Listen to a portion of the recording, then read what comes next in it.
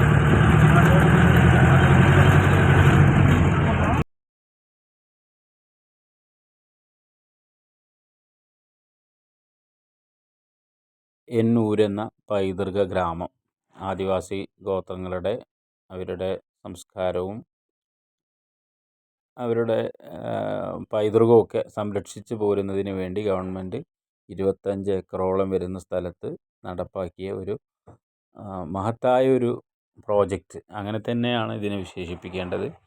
കാരണം ഇത്തരത്തിൽ പല ആദിവാസി വിഭാഗങ്ങളെപ്പറ്റിയും വിനോദസഞ്ചാരികൾക്ക് അറിയാനും പഠിക്കാനും അവരുടെ ഈ പച്ചമരുന്ന് കൊണ്ടുള്ള ചികിത്സകൾ, അവരുണ്ടാക്കിയ മരുന്നുകൾ, അവരുണ്ടാക്കിയ കാപ്പി, അങ്ങനെ തേയില, അങ്ങനെ ഓരോ സംഭവങ്ങൾ നമുക്ക് അവിടെ നിന്ന് നേരിട്ട് കാണാനും അറിയാനും അത് നമുക്ക് വിൽപ്പന എന്നുള്ള രീതിക്ക് നമുക്ക് അവിടെ നിന്ന് വാങ്ങിക്കാനൊക്കെ പറ്റും. അതിനുള്ള സൗകര്യമൊക്കെ അവിടെ ഈ ടൂറിസം ഡിപ്പാർട്ട്മെൻറ്റ് ഏർപ്പെടുത്തിയിട്ടുണ്ട്.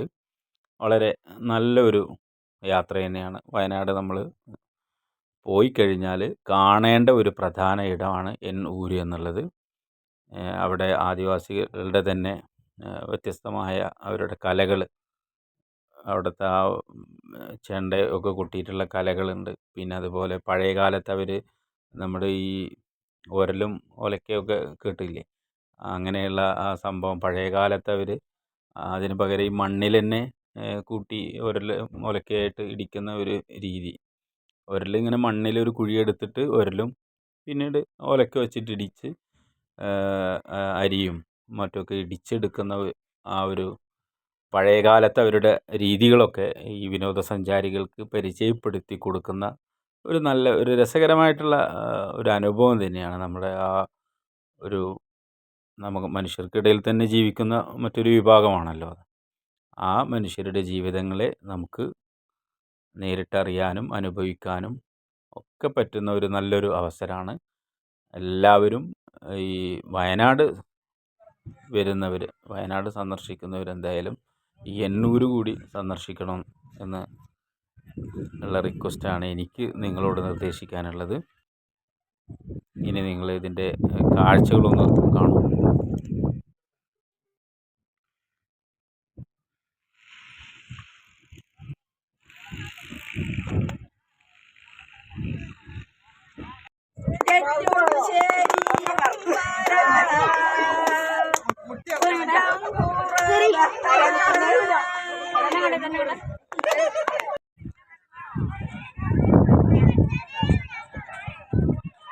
ഈ ആദിവാസികൾ നടത്തുന്ന ഒരു നൃത്തം അത് നിങ്ങൾക്ക് കാണാം.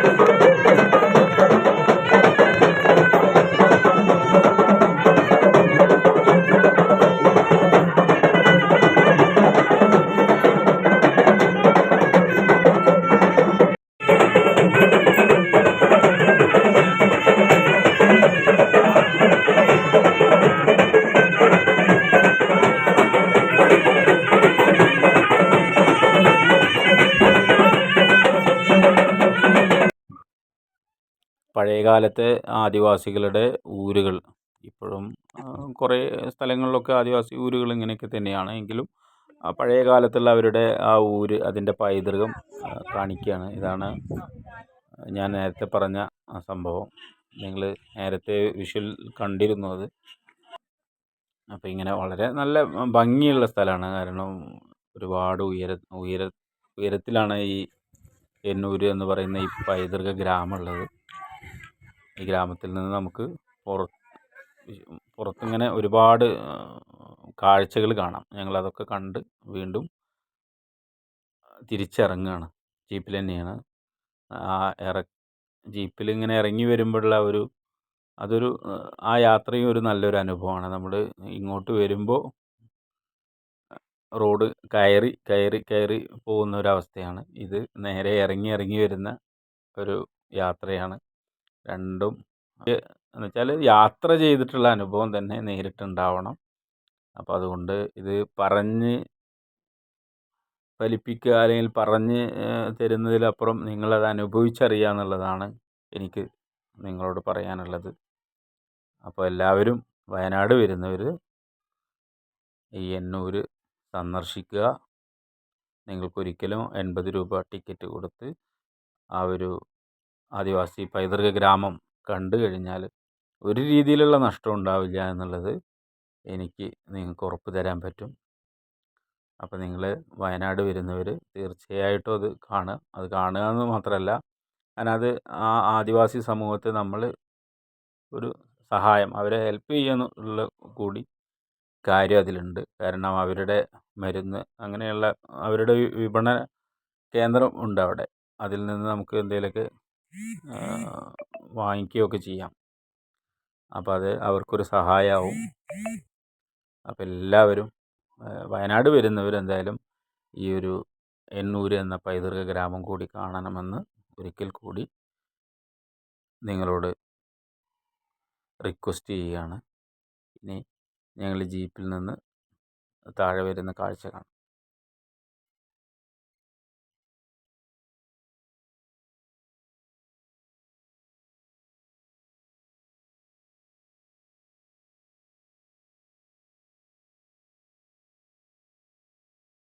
നമ്മൾ വയനാട് ചുരം ഇറങ്ങിക്കഴിഞ്ഞാൽ കിട്ടുന്ന പൂക്കോട് തടാകം, ആ പൂക്കോട് തടാകത്തിൻ്റെ ഏകദേശം അടുത്ത് തന്നെയാണ് ഈ എന്നൂർ. നമ്മുടെ വയനാടുള്ള വെറ്റിനറി സർവകലാശാല നമുക്ക് എല്ലാവർക്കും അറിയാം. ആ സർവകലാശാലയുടെ അടുത്തായിട്ട് തന്നെയാണ് ഈ എന്നൂരിലേക്കുള്ള ഗേറ്റ് വരുന്നത്. സർവകലാശാലയുടെ ഗേറ്റിൽ കൂടെ തന്നെയാണ് എന്നൂരിലേക്ക് പോകുന്ന റോഡും പോകുന്നത്. കാരണം അത് ആ ഒരു യാത്ര ഒരു രസകരമായിട്ടുള്ള യാത്രയാണ്. ജീപ്പിലുള്ള യാത്ര, അതും ചെറിയ റോഡ്, ഇടുങ്ങിയ റോഡ്, കുത്തനെയുള്ള കയറ്റം, പോകുമ്പോൾ കുത്തനെയുള്ള കയറ്റങ്ങൾ, നല്ല തിരിവൊക്കെ വരുന്നുണ്ട്. അത് കഴിഞ്ഞ് നമ്മൾ തിരിച്ചിറങ്ങി വരുമ്പോഴും കുത്തനെയുള്ള ഇറക്കമാണ്. അപ്പോൾ അതൊക്കെ ഒരു യാത്രയുടെ ഒരു നല്ലൊരു അനുഭവമാണ്. എന്തായാലും അതൊക്കെ പരമാവധി എല്ലാവരും ഉപയോഗപ്പെടുത്തുക.